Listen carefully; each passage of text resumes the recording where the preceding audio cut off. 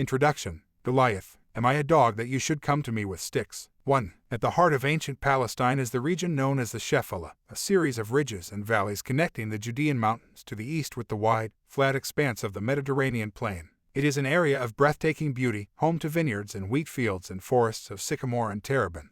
It is also of great strategic importance. Over the centuries, numerous battles have been fought for control of the region because the valleys rising from the Mediterranean plain offer those on the coast a clear path to the cities of Hebron, Bethlehem, and Jerusalem in the Judean highlands. The most important valley is Ajalon, in the north, but the most storied is the Elah. The Elah was where Saladin faced off against the Knights of the Crusades in the 12th century. It played a central role in the Maccabean Wars with Syria more than 1,000 years before that, and, most famously, during the days of the Old Testament, it was where the fledgling kingdom of Israel squared off against the armies of the Philistines. The Philistines were from Crete. They were a seafaring people who had moved to Palestine and settled along the coast. The Israelites were clustered in the mountains, under the leadership of King Saul. In the second half of the 11th century BCE, the Philistines began moving east, winding their way upstream along the floor of the Elah Valley. Their goal was to capture the mountain ridge near Bethlehem and split Saul's kingdom in two. The Philistines were battle-tested and dangerous, and the sworn enemies of the Israelites. Alarmed, Saul gathered his men and hastened down from the mountains to confront them.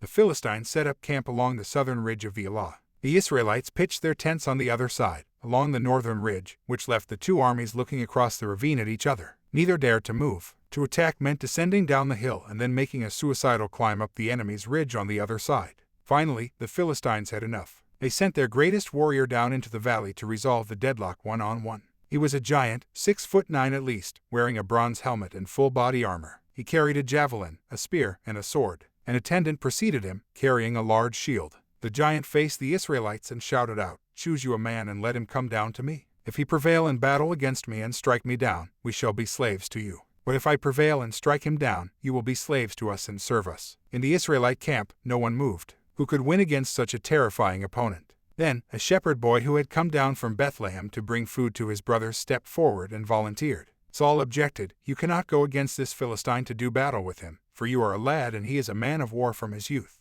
But the shepherd was adamant. He had faced more ferocious opponents than this, he argued. When the lion or the bear would come and carry off a sheep from the herd, he told Saul, I would go after him and strike him down and rescue it from his clutches. Saul had no other options. He relented, and the shepherd boy ran down the hill toward the giant standing in the valley. "Come to me, that I may give your flesh to the birds of the heavens and the beasts of the field," the giant cried out when he saw his opponent approach. Thus began one of history's most famous battles. The giant's name was Goliath. The shepherd boy's name was David. 2. David and Goliath is a book about what happens when ordinary people confront giants. By giants, I mean powerful opponents of all kinds, from armies and mighty warriors to disability, misfortune, and oppression. Each chapter tells the story of a different person, famous or unknown, ordinary or brilliant, who has faced an outsized challenge and been forced to respond. Should I play by the rules or follow my own instincts? Shall I persevere or give up? Should I strike back or forgive? Through these stories, I want to explore two ideas. The first is that much of what we consider valuable in our world arises out of these kinds of lopsided conflicts, because the act of facing overwhelming odds produces greatness and beauty. And second, that we consistently get these kinds of conflicts wrong.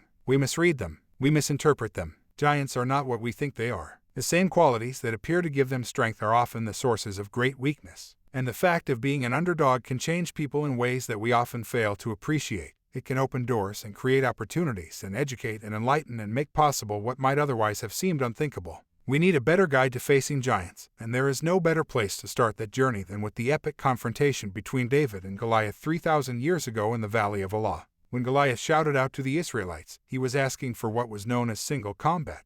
This was a common practice in the ancient world. Two sides in a conflict would seek to avoid the heavy bloodshed of open battle by choosing one warrior to represent each in a duel. For example, the 1st century BCE Roman historian Quintus Claudius Quadragarius tells of an epic battle in which a Gaul warrior began mocking his Roman opponents. This immediately aroused the great indignation of one Titus Manlius, a youth of the highest birth. Quadragarius writes, Titus challenged the Gaul to a duel. He stepped forward, and would not suffer Roman valor to be shamefully tarnished by a Gaul. Armed with a legionary's shield and a Spanish sword, he confronted the Gaul. Their fight took place on the very bridge in the presence of both armies, amid great apprehension. Thus they confronted each other, the Gaul, according to his method of fighting, with shield advanced and awaiting an attack. Manlius, relying on courage rather than skill, struck shield against shield and threw the Gaul off balance. While the Gaul was trying to regain the same position, Manlius again struck shield against shield and again forced the man to change his ground. In this fashion he slipped under the Gaul's sword and stabbed him in the chest with his Spanish blade. After he had slain him, Manlius cut off the Gaul's head, tore off his tongue and put it, covered as it was with blood, around his own neck. This is what Goliath was expecting, a warrior like himself to come forward for hand-to-hand combat. It never occurred to him that the battle would be fought on anything other than those terms, and he prepared accordingly. To protect himself against blows to the body, he wore an elaborate tunic made up of hundreds of overlapping bronze fish-like scales. It covered his arms and reached to his knees and probably weighed more than 100 pounds. He had bronze shin guards protecting his legs, with attached bronze plates covering his feet. He wore a heavy metal helmet. He had 3 separate weapons, all optimized for close combat. He held a thrusting javelin made entirely of bronze, which was capable of penetrating a shield or even armor. He had a sword on his hip, and as his primary option, he carried a special kind of short-range spear with a metal shaft as thick as a weaver's beam. It had a cord attached to it and an elaborate set of weights that allowed it to be released with extraordinary force and accuracy. As the historian Moshe Garsil writes, to the Israelites, this extraordinary spear, with its heavy shaft plus long and heavy iron blade, when hurled by Goliath's strong arm, seemed capable of piercing any bronze shield and bronze armor together. Can you see why no Israelite would come forward to fight Goliath? Then David appears. Saul tries to give him his own sword and armor so at least he'll have a fighting chance. David refuses. I cannot walk in these, he says, for I am unused to it. Instead he reaches down and picks up 5 smooth stones and puts them in his shoulder bag. Then he descends into the valley, carrying his shepherd's staff. Goliath looks at the boy coming toward him and is insulted. He was expecting to do battle with a seasoned warrior. Instead he sees a shepherd, a boy from one of the lowliest of all profession, who seems to want to use his shepherd's staff as a cudgel against Goliath's sword. Am I a dog, Goliath says, gesturing at the staff, that you should come to me with sticks? What happens next is a matter of legend. David puts one of his stones into the leather pouch of a sling, and he fires at Goliath's exposed forehead. Goliath falls, stunned. David runs toward him, seizes the giant's sword, and cuts off his head. The Philistines saw that their warrior was dead, the biblical account reads, and they fled. The battle is won miraculously by an underdog who, by all expectations, should not have won at all. This is the way we have told one another the story over the many centuries since. It is how the phrase David and Goliath has come to be embedded in our language, as a metaphor for improbable victory. And the problem with that version of the events is that almost everything about it is wrong. 3. Ancient armies had 3 kinds of warriors. The first was cavalry, armed men on horseback or in chariots. The second was infantry, foot soldiers wearing armor and carrying swords and shields. The third were projectile warriors, or what today would be called artillery, archers, and, most important, slingers. Slingers had a leather pouch attached on 2 sides by a long strand of rope. They would put a rock or a lead ball into the pouch, swing it around in increasingly wider and faster circles, and then release one end of the rope, hurling the rock forward. Slinging took an extraordinary amount of skill and practice, but in experienced hands, the sling was a devastating weapon. Paintings from medieval times show slingers hitting birds in mid-flight. Irish slingers were said to be able to hit a coin from as far away as they could see it, and in the Old Testament book of Judges, slingers are described as being accurate within a hair's breadth. An experienced slinger could kill or seriously injure a target at a distance of up to 200 yards. The Romans even had a special set of tongs made just to remove stones that had been embedded in some poor soldier's body by a sling. Imagine standing in front of a Major League Baseball pitcher as he aims a baseball at your head. That's what facing a slinger was like, only what was being thrown was not a ball of cork and leather but a solid rock. The historian Baruch Halpern argues that the sling was of such importance in ancient warfare that the 3 kinds of warriors balanced one another, like each gesture in the game of rock, paper, scissors. With their long pikes and armor, infantry could stand up to cavalry. Cavalry could, in turn, defeat projectile warriors, because the horses moved too quickly for artillery to take proper aim. And projectile warriors were deadly against infantry, because a big lumbering soldier, weighed down with armor, was a sitting duck for a slinger who was launching projectiles from 100 yards away. This is why the Athenian expedition to Sicily failed in the Peloponnesian War, Halpern writes. Thucydides describes at length how Athens' heavy infantry was decimated in the mountains by local light infantry, principally using the sling. Goliath is heavy infantry. He thinks that he is going to be engaged in a duel with another heavy infantryman, in the same manner as Titus Manlius's fight with the Gaul. When he says, "Come to me, that I may give your flesh to the birds of the heavens and the beasts of the field," the key phrase is "come to me." He means come right up to me so that we can fight at close quarters. When Saul tries to dress David in armor and give him a sword, he is operating under the same assumption. He assumes David is going to fight Goliath hand to hand. David, however, has no intention of honoring the rituals of single combat. When he tells Saul that he has killed bears and lions as a shepherd, he does so not just as testimony to his courage but to make another point as well, that he intends to fight Goliath the same way he has learned to fight wild animals, as a projectile warrior. He runs toward Goliath, because without armor he has speed and maneuverability. He puts a rock into his sling and whips it around and around, faster and faster at 6 or 7 revolutions per second, aiming his projectile at Goliath's forehead, the giant's only point of vulnerability. Eitan Hirsch, a ballistics expert with the Israeli Defense Forces, recently did a series of calculations showing that a typical size stone hurled by an expert slinger at a distance of 35 meters would have hit Goliath's head with a velocity of 34 meters per second, more than enough to penetrate his skull and render him unconscious or dead. In terms of stopping power, that is equivalent to a fair-sized modern handgun. We find, Hirsch writes, that David could have slung and hit Goliath in little more than 1 second, a time so brief that Goliath would not have been able to protect himself and during which he would be stationary for all practical purposes. What could Goliath do? He was carrying over 100 pounds of armor. He was prepared for a battle at close range, where he could stand, immobile, warding off blows with his armor and delivering a mighty thrust of his spear. He watched David approach, first with scorn, then with surprise, and then with what can only have been horror, as it dawned on him that the battle he was expecting had suddenly changed shape.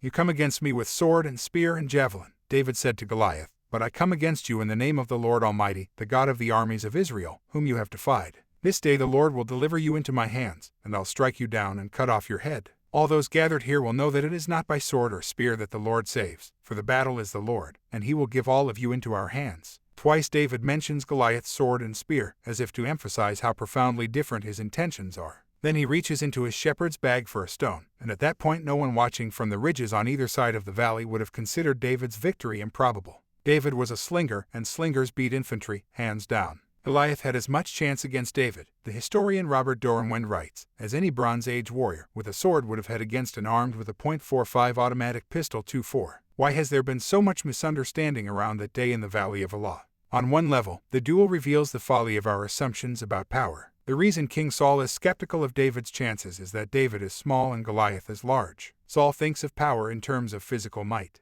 He doesn't appreciate that power can come in other forms as well, in breaking rules, in substituting speed and surprise for strength. Saul is not alone in making this mistake. In the pages that follow, I'm going to argue that we continue to make that error today, in ways that have consequences for everything from how we educate our children to how we fight crime and disorder. But there's a second, deeper issue here. Saul and the Israelites think they know who Goliath is. They size him up and jump to conclusions about what they think he is capable of.